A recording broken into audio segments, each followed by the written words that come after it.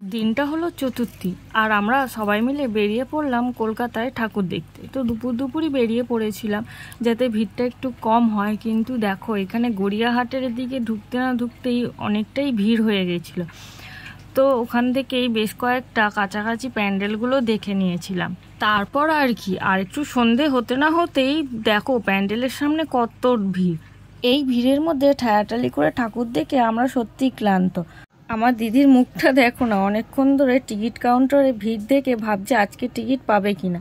তারপর মেট্রো ধরে সোজা চলে গেলাম স্প্ল্যানেডে। এবার স্প্ল্যানেড থেকে ফুটপেন লক্ষ্য করে চলে গেলাম হাওড়া মেট্রো ময়দানের দিকে।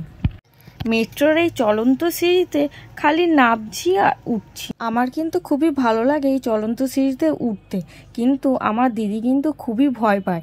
ও কিন্তু এই চলন্ত সিঁড়িতে ওঠেনি, ও পাশের সিঁড়ি থেকে নেমে গেছে। আর তোমরা কারা কারা এই চলন্ত সিঁড়িতে উঠতে ভালোবাসো আমাকে কমেন্ট করো, আর আমাকে ফলো করতে একদমই ভুলো না কিন্তু।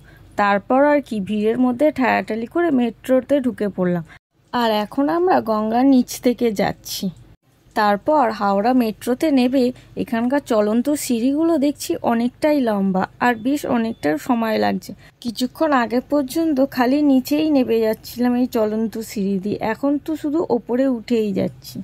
তো আমার তো পুজোয় ঘুরে বেড়ানো স্টার্ট হয়ে গেছে। তোমরা কবে কোথায় কখন ঠাকুর দেখতে বেরোচ্ছো আমাকে প্লিজ কমেন্ট করো, আর কোথায় ভালো ঠাকুর হলে আমাকে একটু বলো, তাহলে আমিও সেখানে গিয়ে ঠাকুর দেখতে পারবো।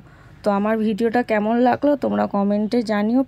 ভালো লাগলে অবশ্যই লাইক করো, আর ভালো থেকো, ভালোভাবে পুজো এনজয় করো। Bye, tata.